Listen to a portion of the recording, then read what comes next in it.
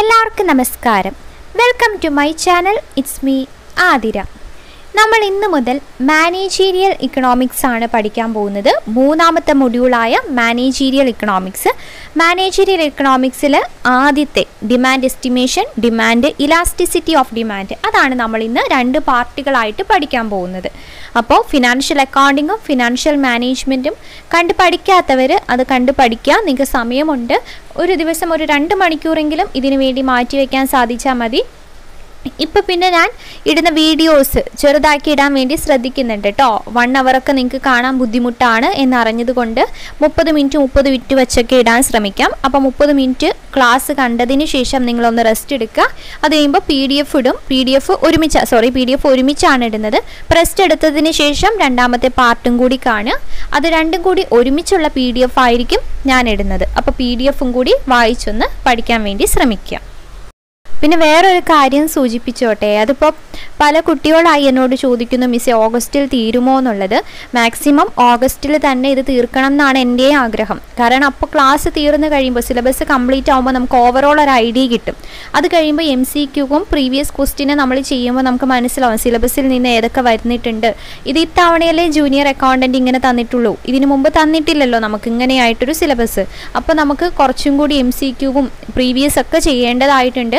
അപ്പോൾ ഓഗസ്റ്റിൽ മാക്സിമം തീർക്കണം എന്നാണ് എൻ്റെ ആഗ്രഹം. ഞാൻ കഴിഞ്ഞ ദിവസവും പറഞ്ഞു, എന്തെങ്കിലും ഹെൽത്ത് ഇഷ്യൂസോ അങ്ങനെയുള്ള നമുക്ക് ഒഴിച്ചുകൂടാൻ പറ്റാത്ത കാര്യങ്ങൾ വരുമ്പോൾ മാത്രമേ ഞാൻ ക്ലാസ് ഇടാത്തതുള്ളൂ. ബാക്കി എല്ലാ ദിവസവും ക്ലാസ് ഇടുന്നുണ്ട്.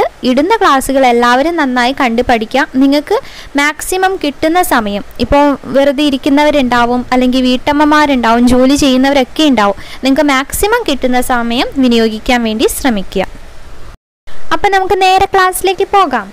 അതിനു മുമ്പ് ആദ്യമായിട്ട് ആരെങ്കിലും എൻ്റെ ചാനൽ കാണുന്നുണ്ടെങ്കിൽ, നിങ്ങൾക്ക് വീഡിയോസൊക്കെ ഉപകാരപ്പെട്ടു എന്ന് തോന്നുകയാണെങ്കിൽ ചാനൽ സബ്സ്ക്രൈബ് ചെയ്യുകയും ലൈക്ക് ചെയ്യുകയും നിങ്ങളുടെ അഭിപ്രായങ്ങൾ കമൻറ്റിലൂടെ രേഖപ്പെടുത്തുകയും ചെയ്യുക.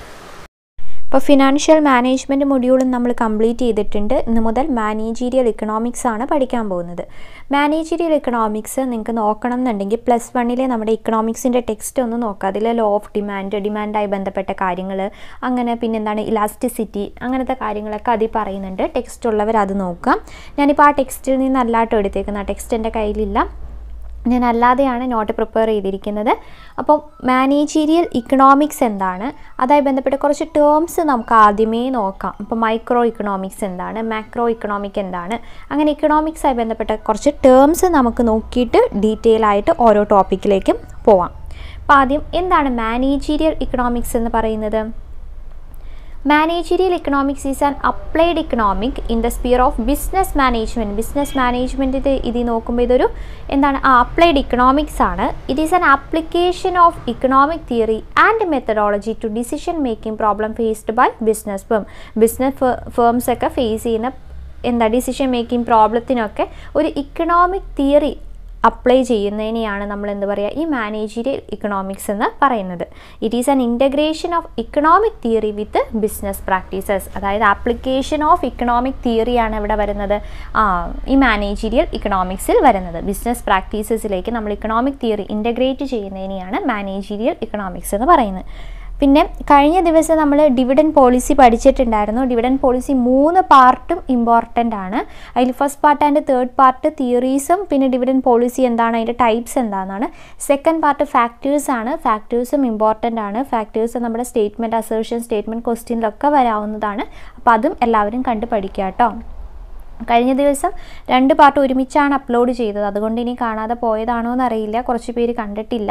അതുകൊണ്ടാണ് ഞാൻ ഒന്നും കൂടി പറയുന്നത്. കാണാത്തവരുണ്ടെങ്കിൽ അതും കണ്ടു പഠിക്കുക.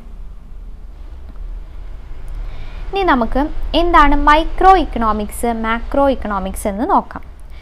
മൈക്രോ എന്ന് പറഞ്ഞാൽ എന്താണ്, ചെറുതല്ലേ, കുറച്ച്. മാക്രോ എന്ന് പറഞ്ഞു കഴിഞ്ഞാൽ ഹോൾ, അഗ്രഗേറ്റ് എന്ന് പറയും. അത് മാത്രം ഓർത്തിരുന്നാലും മതി. മൈക്രോ എന്ന് പറയുന്നത് നോക്കി, it is that branch of economic in which the study of an individual economic unit is done. അതാണ് പഠിക്കേണ്ടത്. മൈക്രോ എന്ന് പറയുന്നത് ഒരു ഇൻഡിവിജ്വൽ ഇക്കണോമിക് യൂണിറ്റിനെ പറ്റിയിട്ടായിരിക്കും പഠിക്കുന്നത്. It is also known as method of slicing. Then macro economic എന്ന് പറയുന്നത് അഗ്രഗേറ്റ് സ്റ്റഡി ആയിരിക്കും.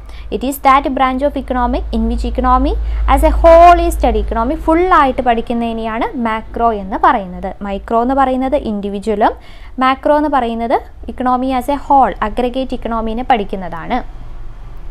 ഓക്കെ, ഇനി മാക്രോ ഇക്കണോമിക് വേരിയബിൾസ് എന്തൊക്കെയാണെന്നൊന്ന് നോക്കിയേ. എന്തൊക്കെയാണ് അതിൽ വരുന്ന variables? National income, inflation, recession ഒക്കെയാണ്. Okay, these are the variable which relate to the entire economy of a nation. ഒരു നേഷനിലെ എൻറ്റയർ ഇക്കണോമിയായി ബന്ധപ്പെട്ട വേരിയബിൾസ് ആണ് മാക്രോ ഇക്കണോമിക് വേരിയബിളിൽ വരുന്നത്. ഏതൊക്കെയാണ്? നാഷണൽ ഇൻകം, ഇൻഫ്ലേഷൻ, റിസഷൻ തുടങ്ങിയവ.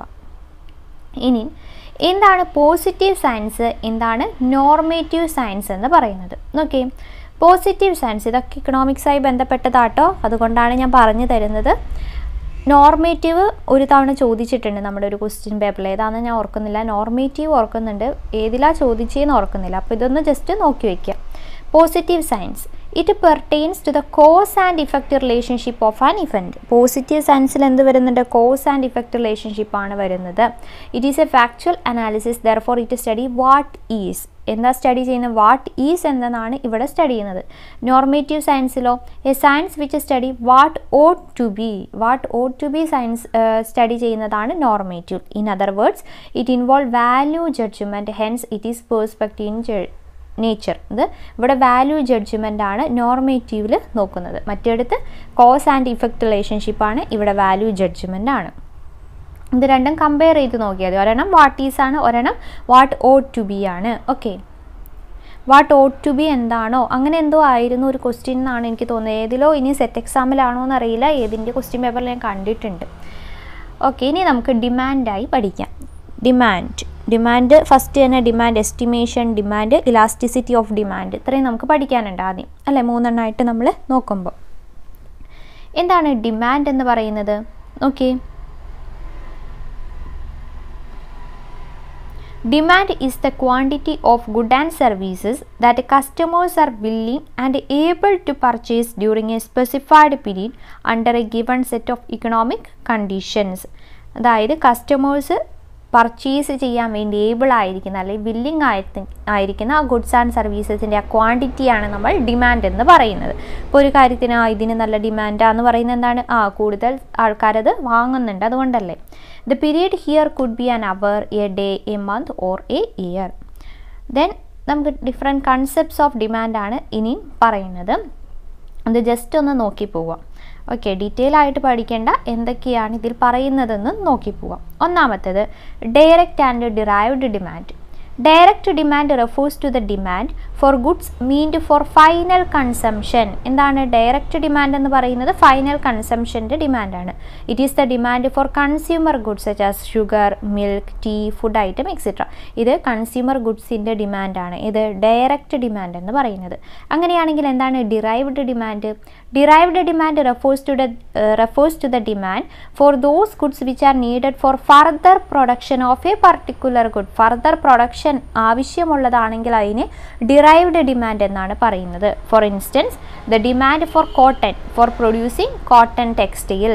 കോട്ടൺ ഉള്ള ഡിമാൻഡ് എന്തിനു വേണ്ടി? കോട്ടൺ ടെക്സ്റ്റൈൽ പ്രൊഡ്യൂസ് ചെയ്യാൻ വേണ്ടിയിട്ട് കോട്ടൺ ഉള്ള ഡിമാൻഡിനെ എന്ത് പറയും? ഡിറൈവ്ഡ് ഡിമാൻഡ് എന്ന് പറയും.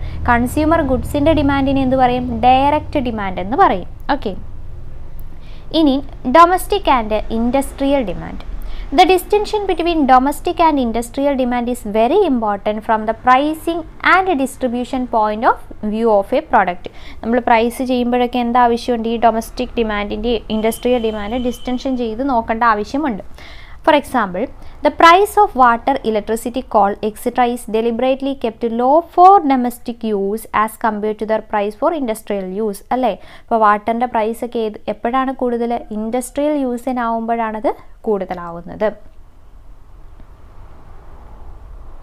അടുത്തത് perishable and durable goods demand. എന്താണ് പെരിഷബിൾ ഗുഡ്, എന്താണ് ഡ്യൂറബിൾ ഗുഡ് എന്ന് പറയുന്നത്? Perishable goods are also known as non-durable or single-use goods, while durable goods are also known as non-perishable or repeated-use good. അപ്പോൾ നമുക്കറിയാം പെട്ടെന്ന് ചീത്തയാവുന്ന, അപ്പോൾ ബ്രെഡ്, ബട്ടർ, ഐസ്ക്രീം നമുക്ക് കുറേ നേരം വച്ചുകൊണ്ടിരിക്കാൻ പറ്റില്ലാത്ത, ഇപ്പോൾ ഫിഷ് അങ്ങനത്തെയൊക്കെയുള്ളതിന് എന്ത് പറയും? പെരിഷബിൾ എന്ന് പറയും. അപ്പം അല്ലാതെ ഡ്യൂറബിൾ എന്ന് വെച്ചാൽ എന്താണ്? ഫർണിച്ചർ, മൊബൈൽ, ബൈക്ക് അങ്ങനെയുള്ളതൊക്കെയാണ് ഡ്യൂറബിൾ. അപ്പോൾ അതിന് വരുന്ന ഡിമാൻഡാണ് പെരിഷബിൾ ഡിമാൻഡും ഡ്യൂറബിൾ ഡിമാൻഡും. ഇനി new and replacement demand. New demand is meant for an addition to stock, while replacement demand is meant for maintaining the old stock of capital or asset. New എന്ന് പറയുന്നത് സ്റ്റോക്കിൻ്റെ കൂടെ പുതിയതൊരെണ്ണം കൂടി വരുന്നു, അതാണ് ന്യൂ ഡിമാൻഡ് എന്ന് പറയുന്നത്. അതാണ് അഡീഷൻ ടു സ്റ്റോക്ക് എന്ന് പറയുന്നത്. വൈൽ റീപ്ലേസ്മെൻറ്റ് ഡിമാൻഡ് എന്ന് വെച്ചാൽ എന്താണ്?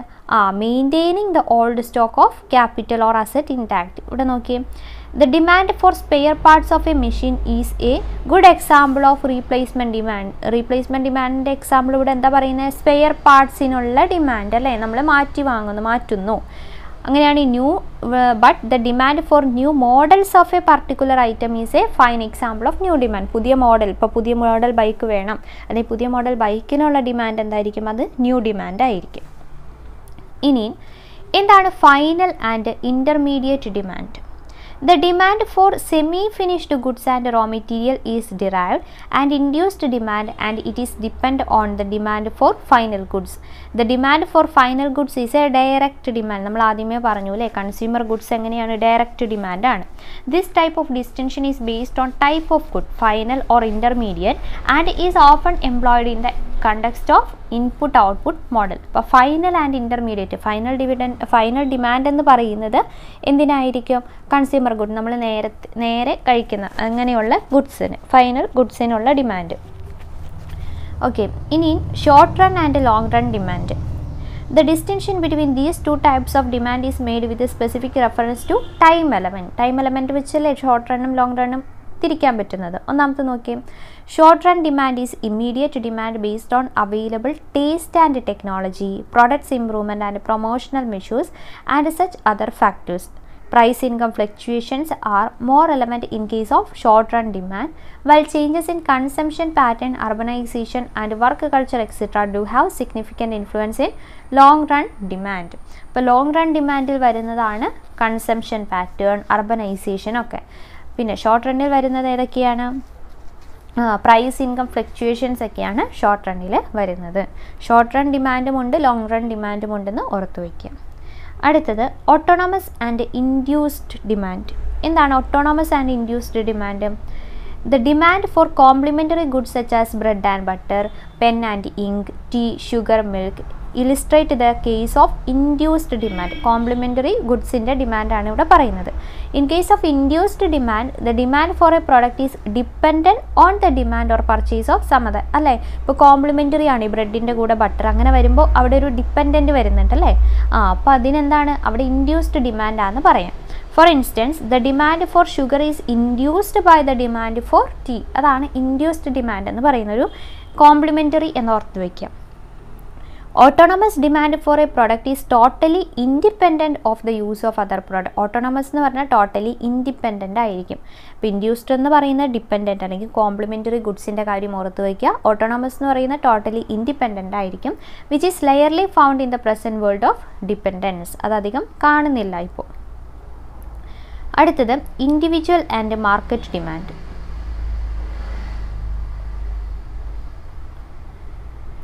The demand of an individual for a product over a period of time is called individual demand. ഒരു ഇൻഡിവിജ്വലിന് ഒരു പ്രൊഡക്റ്റിനോടുള്ള ഡിമാൻഡിനെയാണ് ഇൻഡിവിജ്വൽ എന്ന് പറയുന്നത്. ഓരോ ഇൻഡിവിജ്വൽ ഡിമാൻഡിൻ്റെ കൂട്ടത്തെയാണ് എന്ത് പറയുക? മാർക്കറ്റ് ഡിമാൻഡ് എന്ന് പറയുന്നത്. The sum of total of demand for a product by all individual. ഒരു പ്രൊഡക്റ്റിനോട് എല്ലാ ഇൻഡിവിജ്വൽസിനുമുള്ള ഡിമാൻഡ് കൂട്ടുമ്പോൾ നമുക്ക് എന്ത് കിട്ടും? മാർക്കറ്റ് ഡിമാൻഡ് അല്ലെങ്കിൽ കളക്റ്റീവ് ഡിമാൻഡ് എന്നുള്ളത് കിട്ടും. ഓക്കെ, ഇനി അടുത്തത് total market and segmented market demand. ഇതൊക്കെ നിങ്ങൾ 1-2 തവണ കേട്ട് പോയാൽ മതി, മനസ്സിലാക്കി വെച്ചാൽ മതി, കാണാപ്പാടൊന്നും പഠിക്കണ്ട. ഇത് നമുക്ക് ഇടയ്ക്കിടയ്ക്ക് ചോദിക്കാറുള്ള കാര്യങ്ങളൊക്കെയാണ്, ഡിമാൻഡായി ബന്ധപ്പെട്ട് നമ്മുടെ ക്വസ്റ്റ്യൻ പേപ്പറിൽ കാണാറുള്ള കാര്യങ്ങളാണ്. അതുകൊണ്ടാണ് ഈ ടേംസൊക്കെ ഞാനിതിൽ ഉൾപ്പെടുത്തിയിരിക്കുന്നത് കേട്ടോ. എന്താണ് total demand and segmented market demand? A market for a product may have different segments based on location, age, sex, income, nationality, etc. The demand for a product in a particular market segment is called segmented market demand. ഒരു market segment, ഒരു particular market സെഗ്മെൻറ്റിൽ ഒരു പ്രൊഡക്റ്റിനുള്ള ഡിമാൻഡിനെയാണ് നമ്മൾ segmented market demand എന്ന് പറയുന്നത്. Total market demand is the sum of demand of all segment of a market of that particular. നമ്മൾ ആദ്യം individual ഡിമാൻഡും market ഡിമാൻഡും പഠിച്ചു. സെയിം തന്നെ ഇവിടെ പറയുന്നു. സെഗ്മെൻറ്റഡ് മാർക്കറ്റ് എന്ന് പറയുന്നത് ഒരു പർട്ടിക്കുലർ മാർക്കറ്റ് സെഗ്മെൻറ്റിൽ ഉണ്ടാകുന്ന ഒരു പ്രൊഡക്റ്റിൻ്റെ ഡിമാൻഡാണ്. ടോട്ടൽ മാർക്കറ്റ് ഡിമാൻഡ് എന്ന് പറയുന്നതോ ഈ എല്ലാ സെഗ്മെൻറ്റിൻ്റെയും കൂടിയിട്ടുള്ള ഡിമാൻഡിനെയാണ് നമ്മൾ ടോട്ടൽ മാർക്കറ്റ് ഡിമാൻഡ് എന്ന് പറയുന്നത്. അടുത്തത് company and industry demand. A company is a single firm engaged in the production of a particular product, while industry is the aggregate of firms engaged in the production of same product. അല്ലേ, company എന്ന് പറയുന്ന ഒരു single firm ആണ്, industry എന്ന് പറയുന്ന പല ഫേംസിൻ്റെ കൂട്ടത്തെയാണ്. Thus the company's demand is similar to an individual demand. കമ്പനിയുടെ demand individual ഡിമാൻഡായിട്ട് നമുക്ക് പറയാം. അതുപോലെ തന്നെ ഇൻഡസ്ട്രിയുടെ ഡിമാൻഡ് ഒരു ടോട്ടൽ ഡിമാൻഡായിട്ടും കണക്കാക്കാൻ സാധിക്കും. ഇപ്പം നമ്മൾ ഡിമാൻഡ് എന്താണെന്ന് പഠിച്ചു, പിന്നെ പല ടൈപ്സ് ഓഫ് ഡിമാൻഡ് എന്താണെന്നും പഠിച്ചു. ഇനി എന്താണ് ലോ ഓഫ് ഡിമാൻഡ് എന്ന് പറയുന്നത്? എന്താണ് ലോ ഓഫ് ഡിമാൻഡ്? അതിൻ്റെ അസംഷൻസും ഉണ്ട്, അത്രയും നമുക്ക് പഠിക്കാം. എന്താണ് law of demand? The law of demand states an inverse relationship between the price of a commodity and its quantity demanded if other things remain constant. ബാക്കി എല്ലാ കാര്യങ്ങളും കോൺസ്റ്റൻ്റ് ആയി നിൽക്കുമ്പോൾ പ്രൈസ് ഓഫ് എ കമ്മോഡിറ്റി, ഒരു കമ്മോഡിറ്റിയുടെ പ്രൈസും അതിൻ്റെ quantity ഡിമാൻഡും തമ്മിലുള്ള ഇൻവേഴ്സ് റിലേഷൻഷിപ്പിനെയാണ് നമ്മൾ ലോ ഓഫ് ഡിമാൻഡ് എന്ന് പറയുന്നത്. നമുക്കറിയാം, ഇപ്പോൾ പ്രൈസ് കുറയുമ്പോൾ ഡിമാൻഡ് എന്ത് സംഭവിക്കും? ഡിമാൻഡ് കൂടും. അവിടെ ഇൻവേഴ്സ് റിലേഷൻഷിപ്പ് അല്ലേ വരുന്നത്? അതാണ് ലോ ഓഫ് ഡിമാൻഡിൽ പറയുന്നത്. പ്രൈസ് കുറയുമ്പോൾ ഡിമാൻഡ് കൂടും. അതിന് ചില എക്സംഷൻ കേസുകളും ഉണ്ട് കേട്ടോ. ഓക്കെ, ഇനി നമുക്ക് ഇതിൻ്റെ അസംഷൻസ് നോക്കിയാൽ ആദ്യം the money income of consumer should remain the same. ഒന്നാമത്തെ അസംഷൻ ആണ് ഇൻകം സെയിം ആണ്, ഇൻകം കോൺസ്റ്റൻ്റ് ആണ്. Second one, there should be no change in the scale of പ്രിഫറൻസിനൊന്നും മാറ്റമില്ല എന്നാണ് ഇവിടുത്തെ അസംഷൻ. പിന്നെ no change in price of substitute ഗുഡ്സിൻ്റെ പ്രൈസിലും ചേഞ്ച് ഇല്ല. ഇപ്പോൾ ചായക്ക് പകരം കാപ്പി ഉപയോഗിക്കാറില്ലേ, അതാണ് സബ്സ്റ്റിറ്റ്യൂട്ട്. കോംപ്ലിമെൻ്ററി എന്ന് വെച്ചാൽ എന്താണ്? ബ്രെഡ് ആൻഡ് ബട്ടർ ഒരുമിച്ച് നമ്മൾ യൂസ് ചെയ്യുന്നത്. ഇപ്പോൾ ടീ ആൻഡ് മിൽക്ക് അതൊക്കെ ഒരുമിച്ച് യൂസ് ചെയ്യില്ലേ, അതാണ് കോംപ്ലിമെൻ്ററി എന്ന് പറയുന്നത്. ഇനി there should be no expectation of price changes of the commodity near future. Price change ചെയ്യില്ല എന്നതാണ് അടുത്ത അസംഷൻ. പിന്നെ പറയുന്നതോ the commodity under question should not be prestigious. ഇത്രയും കാര്യങ്ങളാണ് അപ്പോൾ അസംഷനായിട്ട് പറയുന്നത്. അപ്പോൾ ലോ ഓഫ് ഡിമാൻഡ് എന്ന് പറയുന്നത് when the price of a commodity falls the demand increases. അല്ലേ, പ്രൈസ് കുറയുമ്പോൾ ഡിമാൻഡ് കൂടുന്നു, അല്ലെങ്കിൽ ഇൻ കേസ് പ്രൈസ് കൂടുമ്പോൾ ഡിമാൻഡ് കുറയുന്നു. ഓക്കെ, അതാണ് ഇൻവേഴ്സ് റിലേഷൻ എന്ന് പറയുന്നത്. ഇനി എന്താണ് demand schedule and demand curve എന്ന് നോക്കാം. Demand schedule is a statistical or tabular statement. Tabular എന്ന് വെച്ചാൽ ടേബിൾ പോലെ അല്ലേ, ഷെഡ്യൂൾ എന്ന് വെച്ച് കഴിഞ്ഞാൽ ഡിമാൻഡ് ഷെഡ്യൂൾ എന്ന് പറയുന്ന ടേബിൾ പോലെയുള്ള ഇതാണ്. Demand schedule is a statistical or tabular statement showing the different quantities of a commodity which will be bought at different prices during a specified time period. ഒരു time പീരീഡിൽ നമുക്ക് പല പ്രൈസിന് വാങ്ങാൻ സാധിക്കുന്ന ഡിഫറെൻറ്റ് ക്വാണ്ടിറ്റീസ് ഓഫ് കമ്മോഡിറ്റി അത് നമ്മളൊരു ഒരു ടേബിളായിട്ട് ഫോം ചെയ്യുന്നതിനെയാണ് ഡിമാൻഡ് ഷെഡ്യൂൾ എന്ന് പറയുന്നത്. It is a table which represent functional relationship between price of a commodity and its quantity demanded. ഒരു സ്പെസിഫൈഡ് ടൈമിൽ പ്രൈസും ക്വാണ്ടിറ്റിയും തമ്മിലുള്ള ക്വാണ്ടിറ്റി ഡിമാൻഡും തമ്മിലുള്ള നമ്മളൊരു ടേബിളിൽ അതിൻ്റെ റിലേഷൻഷിപ്പ് ചെയ്യുന്നതിനെയാണ് ഡിമാൻഡ് ഷെഡ്യൂൾ എന്ന് പറയുന്നത്.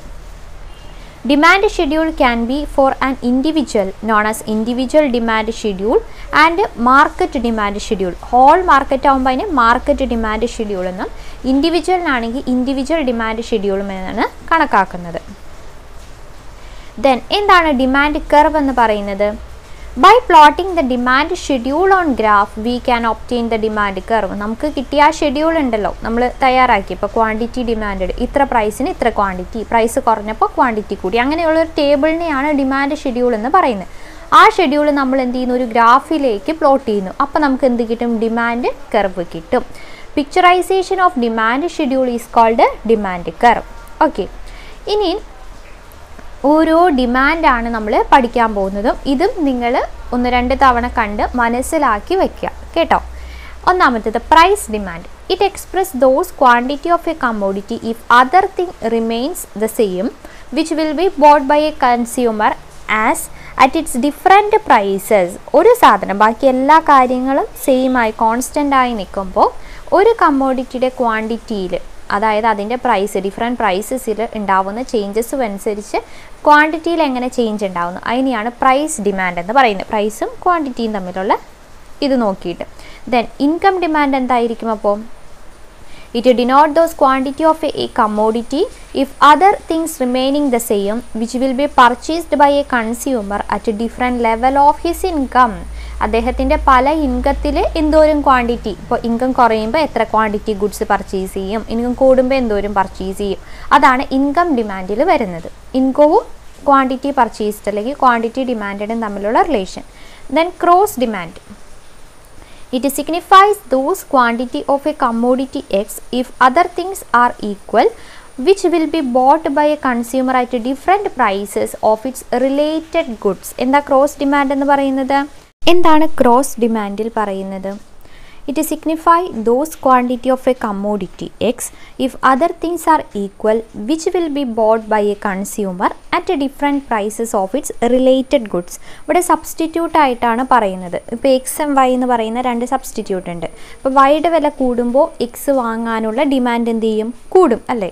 വൈ ഒരെണ്ണത്തിൻ്റെ വില കൂടുമ്പോൾ മറ്റേത് വാങ്ങാനുള്ള ഇത് കൂടും, മറ്റേതിൻ്റെ വില ബാക്കി എല്ലാ അതർ തിങ്സും ഈക്വൽ ആണെങ്കിൽ, കോൺസ്റ്റൻ്റ് ആണെങ്കിൽ, അതാണ് ക്രോസ് ഡിമാൻഡ് എന്ന് പറയുന്നത്. സബ്സ്റ്റിറ്റ്യൂട്ട് വെച്ച് നിങ്ങൾ ഓർത്ത് വെച്ചാൽ മതി. അടുത്തത് ഡിറൈവ്ഡ് ഡിമാൻഡ് നമ്മൾ നേരത്തെ പറഞ്ഞിരുന്നു. It is an indirect demand of a commodity which is demanded for producing some other commodity. ഇപ്പോൾ പ്രൊഡക്ഷൻ നടക്കുന്നത്, അതൊക്കെയാണ് ഡിറൈവ്ഡ് ഡിമാൻഡിൽ വരുന്നത്. എന്താണ് ജോയിൻറ്റ് ഡിമാൻഡ് എന്ന് പറയുന്നത്? It is the demand of those goods which are needed together for satisfying A particular one. Joint demand. It is the demand of those goods which are needed together for satisfying a particular want. ഒരു particular want satisfy ചെയ്യാൻ വേണ്ടി ഒരുമിച്ചുള്ളത് ഏതൊക്കെയാണ്? Complimentary goods ആയ bread and butter, അത് ഒരുമിച്ചല്ലേ കഴിക്കാം, അതാണ് joint ഡിമാൻഡിൽ പറയുന്നത്. എന്താണ് composite demand? The total demand of a commodity in its several uses is known as mixed demand or composite demand.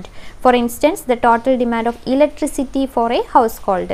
പല യൂസസ് ഉണ്ടാവും അല്ലെ, ഇലക്ട്രിസിറ്റി കൊണ്ട് പല യൂസസ് ഉണ്ടാവും, അതാണ് ഇവിടെ കമ്പോസിറ്റ് ഡിമാൻഡിൽ പറയുന്നത്. ഇനി കുറച്ച് ഇഫക്റ്റുകളാണ് പഠിക്കാൻ പോകുന്നത്. ഈ ടേംസും നിങ്ങൾ പരിചയപ്പെടണം. എന്തൊക്കെയാണെന്ന് നോക്കി. Price effect. It is the influence of changes in price of a commodity on its quantity demanded. Quantity demanded അനുസരിച്ച് പ്രൈസിൽ ഉണ്ടാവുന്ന changes it is generally negative ആയിരിക്കും. Income effect. It signify the impact of changes in income of the consumer on the demand for a product.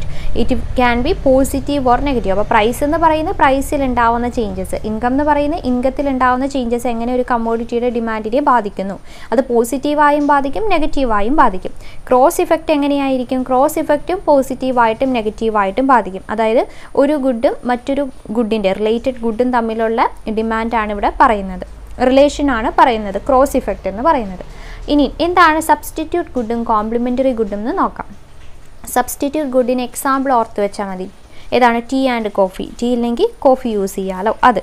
Complimentary good എന്ന് വെച്ചാൽ എന്താണ്? ഒരുമിച്ച് നമ്മൾ use ചെയ്യുന്നത്, ഇപ്പോൾ ഷുഗർ ആൻഡ് മിൽക്ക് അല്ലെങ്കിൽ ബ്രെഡ് ആൻഡ് ബട്ടർ എന്നിവ. ഇനി എന്താണ് സുപ്പീരിയർ അല്ലെങ്കിൽ നോർമൽ ഗുഡ് എന്ന് പറയുന്നത്? These are the goods the demand for which increases with increase in income. Superior അല്ലെങ്കിൽ നോർമൽ ഗുഡ് എന്ന് പറയുന്നത് നമ്മുടെ ഇൻകം കൂടുന്നതിനനുസരിച്ച് ആ ഗുഡ്സിനോടുള്ള ഡിമാൻഡും കൂടും. ഇൻകം കൂടുമ്പോൾ ആ ഗുഡ്സിനോടുള്ള ഡിമാൻഡ് കൂടുന്നതിനെയാണ് നമ്മൾ നോർമൽ ഗുഡ് അല്ലെങ്കിൽ സുപ്പീരിയർ ഗുഡ് എന്ന് പറയുന്നത്. ഇനി നേരെ ഓപ്പോസിറ്റും സംഭവിക്കാം. ഇൻകം കുറയുമ്പോൾ ആ ഗുഡ്സിനോടുള്ള നമ്മുടെ ഡിമാൻഡും കുറയും, അതാണ് സുപ്പീരിയർ അല്ലെങ്കിൽ നോർമൽ ഗുഡ്. ഇനി എന്താണ് ഗിഫൺ അല്ലെങ്കിൽ ഇൻഫീരിയർ ഗുഡ് എന്ന് പറയുന്നത്? whose demand decline with increase in income. Income കൂടുമ്പോൾ ചില ഗുഡ്സിനോടുള്ള നമ്മുടെ താല്പര്യം കുറയുന്നു, ഡിമാൻഡ് കുറയുന്നു, അതിനെയാണ് ഗിഫൺ അല്ലെങ്കിൽ ഇൻഫീരിയർ ഗുഡ് എന്ന് പറയുന്നത്. അപ്പം മറ്റേതിന് നേരെ ഓപ്പോസിറ്റ് ആണ്, ഇൻകം കൂടുമ്പോൾ ഇവിടെ ഡിമാൻഡ് കുറയുന്നു.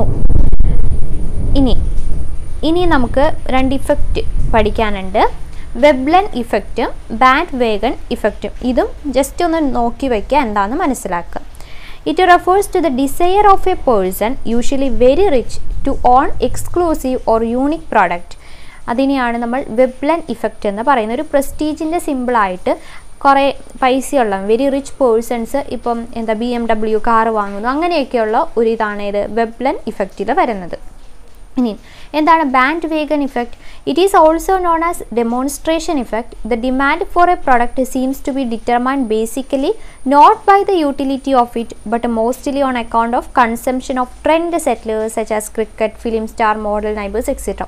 ബാൻഡ് വേഗൻ ഇഫക്റ്റ് എന്ന് പറയുന്നത് നമുക്ക് ശരിക്കും ആവശ്യം ഉണ്ടാവില്ല. നമ്മളൊരു ഡെമോൺസ്ട്രേഷൻ ഇഫക്റ്റ് ആയിട്ട് നമുക്ക് ആവശ്യം ഉണ്ടാവില്ല. അതാണ് ഇവിടെ നോട്ട് ബൈ ദ യൂട്ടിലിറ്റി എന്ന് പറയുന്നത്. പക്ഷേ നമ്മൾ എന്ത് ചെയ്യും, ആ ട്രെൻഡിനൊപ്പം ഇപ്പോൾ ഒരു ക്രിക്കറ്റ് സ്റ്റാർ പറയുന്നു, അങ്ങനെയുള്ള ഇത് വെച്ചിട്ട് നമ്മൾ വാങ്ങുന്നതിനെയാണ്, അങ്ങനെ ഒരു പ്രൊഡക്റ്റിൻ്റെ ഡിമാൻഡ് നമുക്ക് ഉണ്ടാവുന്നതിനെയാണ് ബാൻഡ് വേഗൻ ഇഫക്റ്റ് എന്ന് പറയുന്നത്.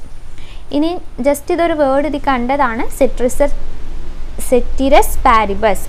It means other thing being equal. ഇതൊരു ഫ്രഞ്ച് വേർഡാണ്. ബാക്കി എല്ലാ കാര്യങ്ങളും ഈക്വൽ ആണ്. നമ്മളിപ്പോൾ ലോ ഓഫ് ഡിമാൻഡിൽ പറയില്ലേ ബാക്കിയെല്ലാം കോൺസ്റ്റൻ്റ് ആണ്, അതിന് പകരം സെറ്റിറസ് പാരിബസ് എന്ന ഫ്രഞ്ച് വേർഡും യൂസ് ചെയ്യും.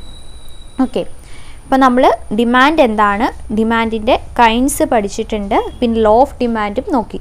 ഇനി നമുക്ക് ഇലാസ്റ്റിസിറ്റി ഓഫ് ഡിമാൻഡും ഡിമാൻഡ് എസ്റ്റിമേഷനും ഇത് കഴിയുമ്പോൾ നോക്കാം. അപ്പോൾ ഫസ്റ്റ് പാർട്ടായിട്ട് ഇത് അപ്ലോഡ് ചെയ്യാം. ഫസ്റ്റ് പാർട്ട് ഓക്കെ, ഫസ്റ്റ് ക്ലാസ്സിലെ ഫസ്റ്റ് പാർട്ട് ഇത് അപ്പോഴേക്കും എല്ലാവരും കാണുക. ഇതിൻ്റെ പുറകെ ബാക്കി നമുക്ക് ചെയ്യാം. അപ്പോൾ ക്ലാസ് വ്യക്തമായി കാണുക. മനസ്സിലായില്ലെങ്കിൽ ഒരു തവണയും കൂടിയും കാണുക. നിങ്ങൾ എന്തെങ്കിലും ഒരു എന്താ പറയുക, ഇപ്പോൾ എക്സാമ്പിൾ പഠിക്കില്ലേ നമ്മൾ, സബ്സ്റ്റിറ്റ്യൂട്ട് ആണെങ്കിൽ ടീ ഓർ കോഫി, അങ്ങനെ പഠിച്ച് വെക്കുക കേട്ടോ. എക്കണോമിക്സിൽ അങ്ങനെ ഓർത്ത് വയ്ക്കാൻ വേണ്ടി ശ്രമിക്കുക. അപ്പോൾ ക്ലാസ് എല്ലാവർക്കും ഇഷ്ടമാവുന്നുണ്ടെന്ന് വിശ്വസിക്കുന്നു. നിങ്ങളുടെ അഭിപ്രായങ്ങളും സജഷൻസും കമൻറ്റിലൂടെ രേഖപ്പെടുത്തുക. നന്നായി തന്നെ പഠിക്കുക. കൂടാതെ ചാനൽ ആദ്യമായിട്ട് കാണുന്നവരുണ്ടെങ്കിൽ സബ്സ്ക്രൈബും ചെയ്യുക. അപ്പോൾ അടുത്ത ക്ലാസ്സിലൂടെ വീണ്ടും കാണാം. അതുവരെ താങ്ക് യു.